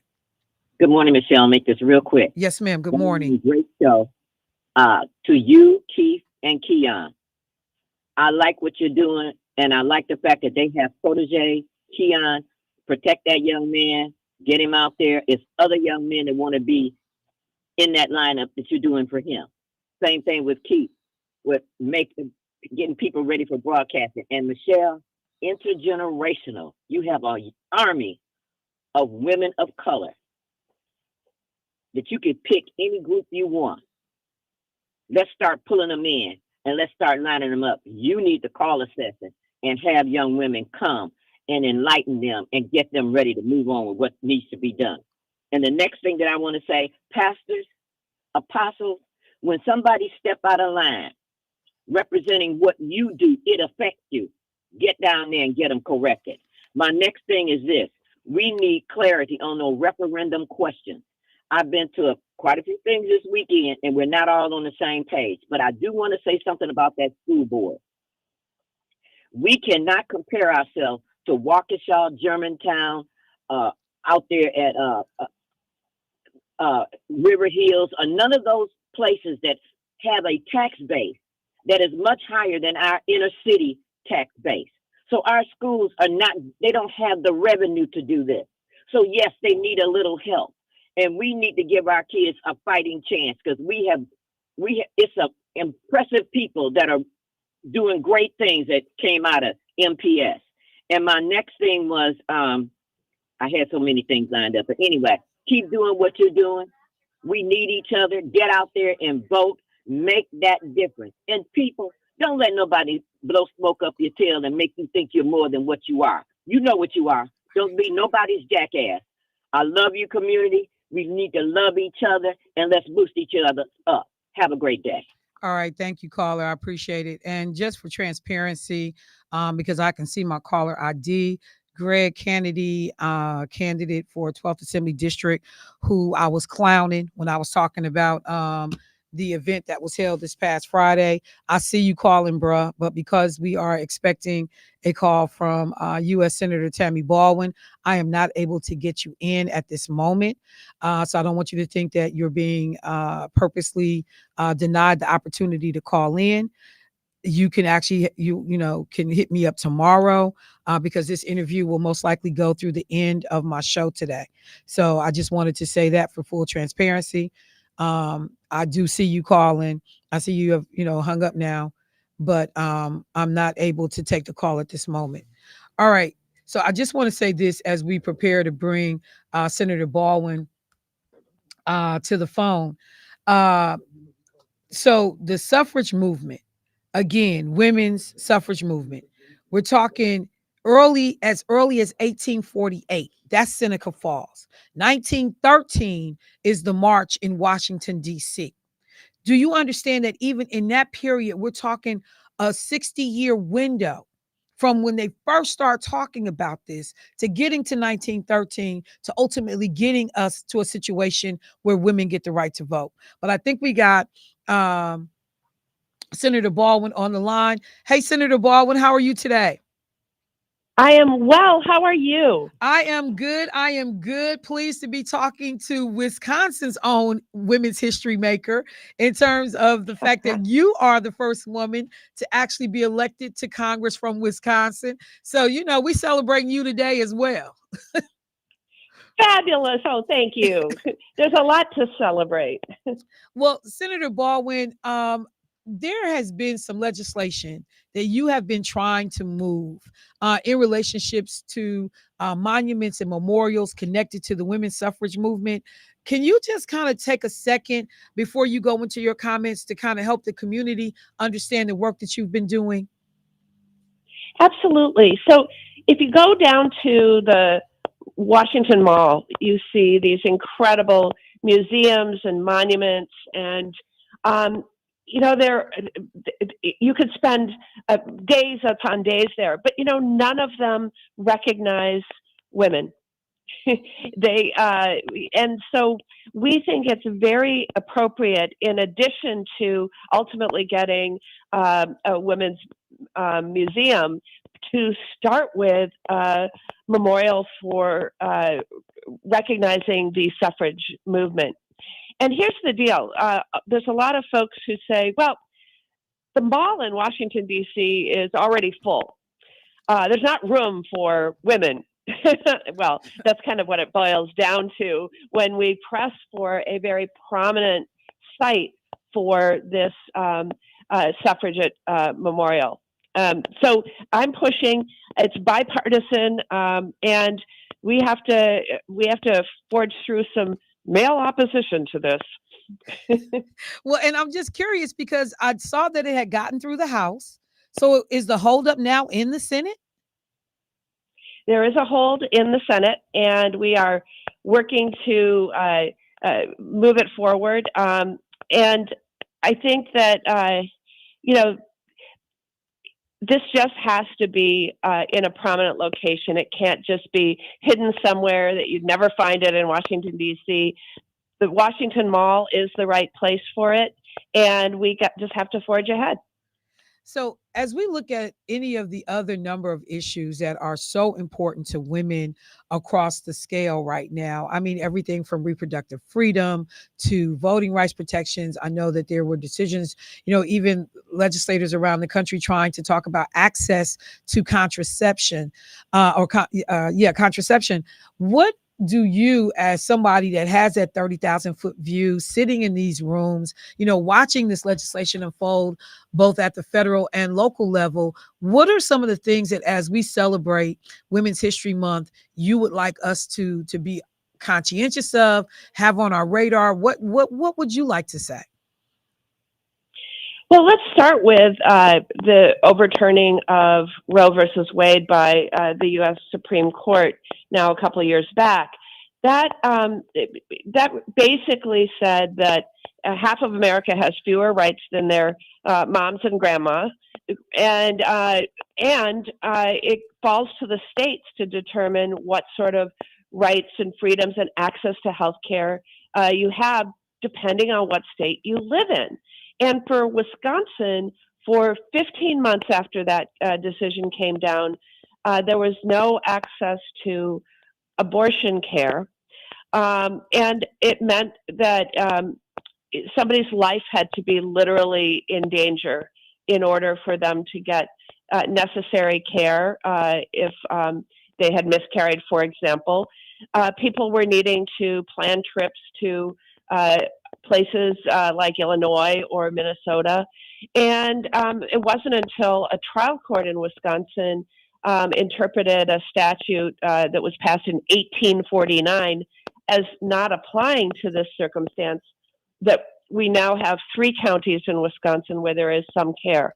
But this is a battle that needs to be fought at both the state and the federal level. But I want to broaden the discussion. You referenced access to contraception may be the next thing that the Supreme Court goes after. We saw a state Supreme Court in Alabama go after in vitro fertilization and other assistive technologies to help people build their families. I think the other thing we need to look at is just access to maternal care generally. In Wisconsin, we have some of the least favorable outcomes for moms, especially Black moms, and that is something that we should all be alarmed by and working to improve. We shouldn't have that sort of division and disparity in care and access to care that we have here, which is why I've been so pleased to work on a bill that we call the Momnibus.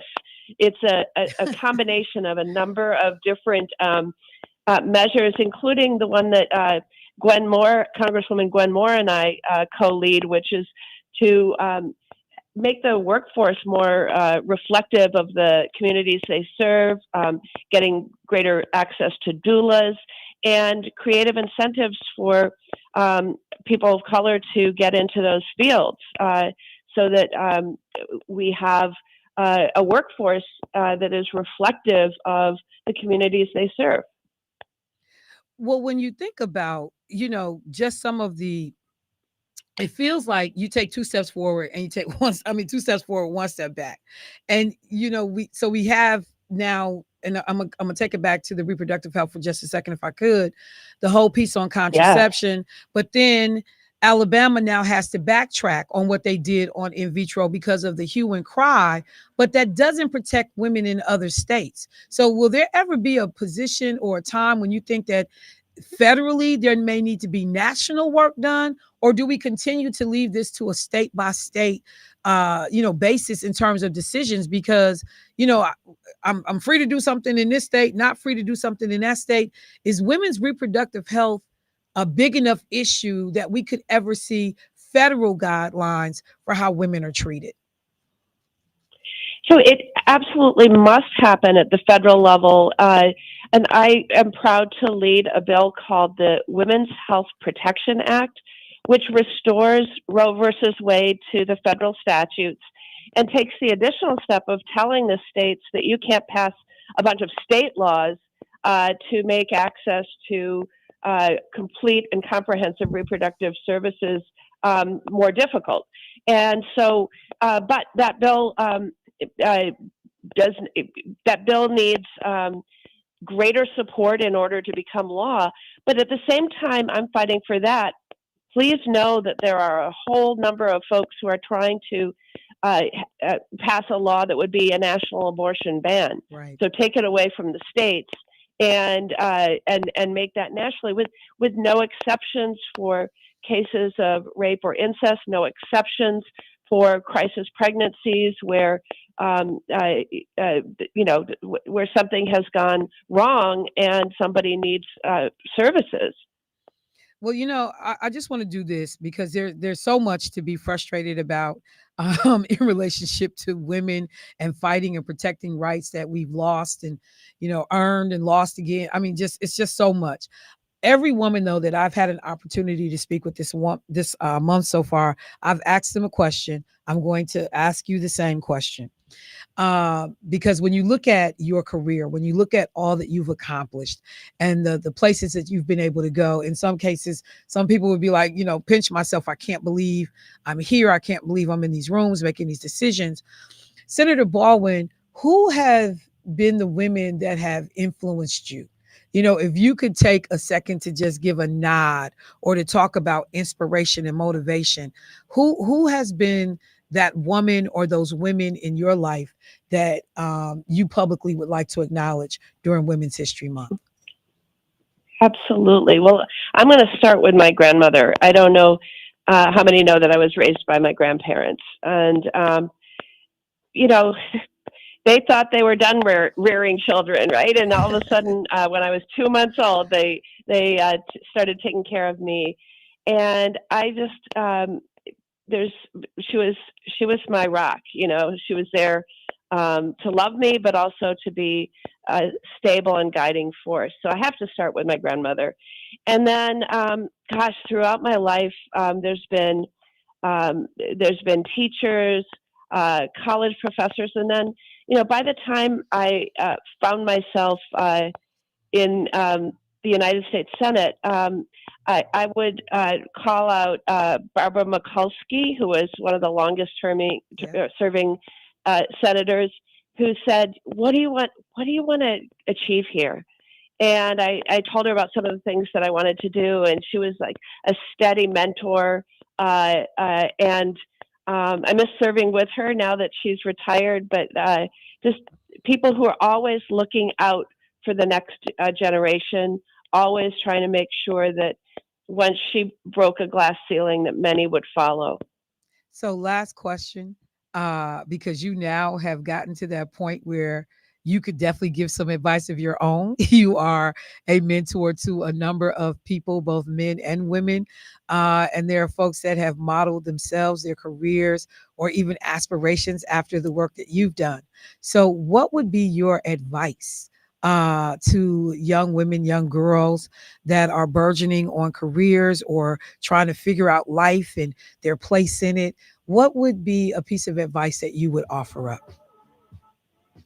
Yeah, so get your feet wet, so to speak. I studied political science in college, but there was nothing like starting to volunteer on other people's campaigns to demystify the process, to see what was possible. And I would say, jump right in, try it out, get a taste of it, see if that's what you want to pursue. That would be my best advice.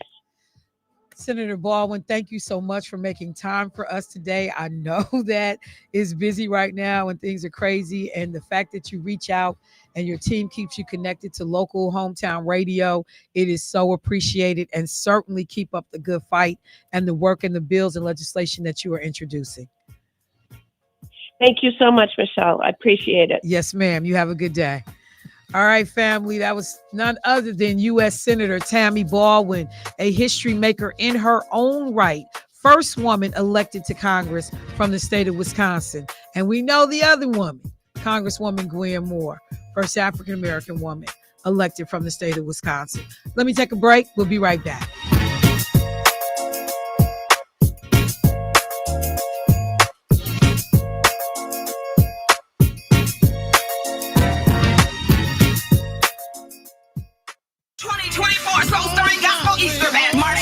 Sponsored by the New Pitts Mortuary, located at 2031 West on Capitol Drive. Pick your tickets up 45 minutes advance, 50 at the door. On my way home, the Captain Spiritual. Oh, the gospel for. He's blessing me. I feel it in my feet right now. Baby, you better meet me there. Brunch at 1. The show begins at 4 p.m. The fabulous Lucky Brothers. My soul is a witness. I feel it down on the inside. Be right there at Abundant Faith, located at 7830 West Good Hope Road. All Willie Rogers. We're going to a meeting on that day. I see them marching down the street. Come on in from everywhere, northwest, south.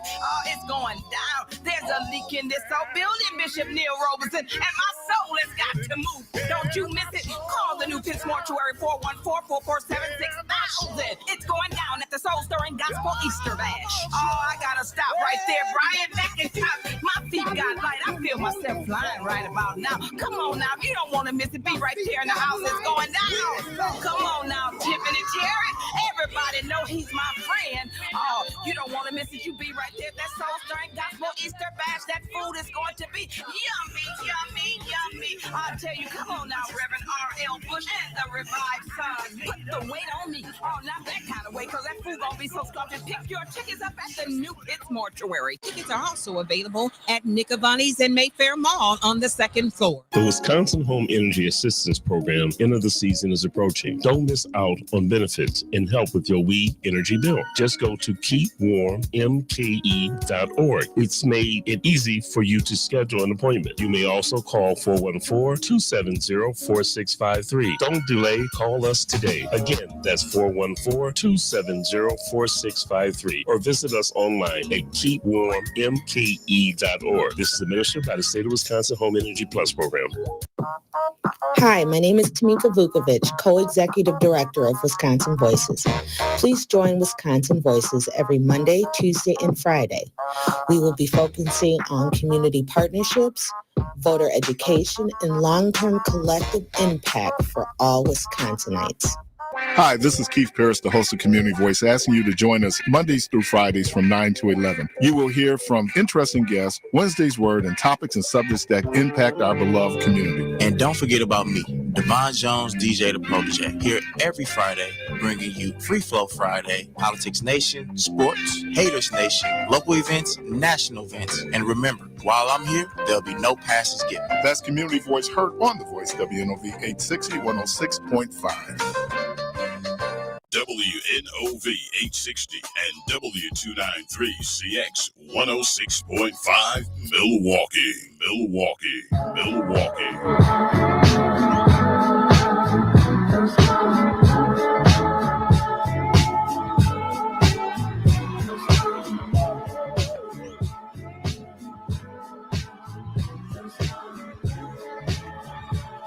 Now, back to Say Something Real with your host, Michelle Bryant on WNOV. All right, folks, welcome back to the last couple of minutes of the show. So before I did the interview, and I again want to thank Senator Tammy Baldwin and her team for reaching out to have her on during Women's History Month.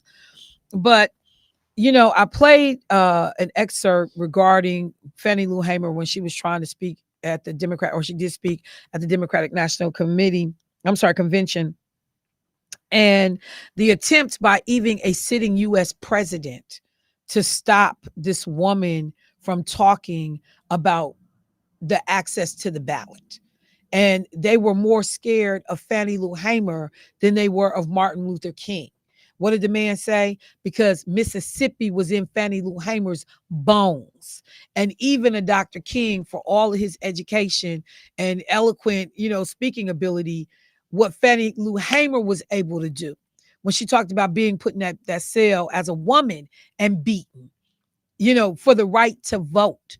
And, whether we're talking about Ida B. Wells or a number of the women, and right now, I'm mentioning women of color, but just across the board who have fought for us to be in these positions. So, ladies, when you telling young people about you need to vote because our ancestors died, please include women as a part of those ancestors, and not just women connected to the civil rights aspect of it in terms of their racial identity, but because of their gender identity. Take the time to get educated on literally, Rep. Myers is listening, and she talked about, hey, Michelle, remember, they tried to put some of these women in mental asylums to say that they were crazy because they wanted the right to vote. If it's not important, people don't try to take it from you. I just can't keep saying that. And I just want to say good morning to my brother, Keith Paris. He just walked in. He was at the event that was held on Friday as well. And he did hear, while I don't think you know the brother's name, but you said that the bishop that I was referring to, he was from Virginia. I think it was from Virginia. Okay. Good morning, Keith. Good morning. All right, family. So I'm going to get out of the way. Let folks get at it. Keith, appreciate you this morning. Young Carvey until May what? When you turn 19? May 8th? 2 months. Bound by the chains of celebration. Oh my God, you make me so sick. All right, family. I will talk to y'all tomorrow. Peace. Bounds by the chains. Of celebration.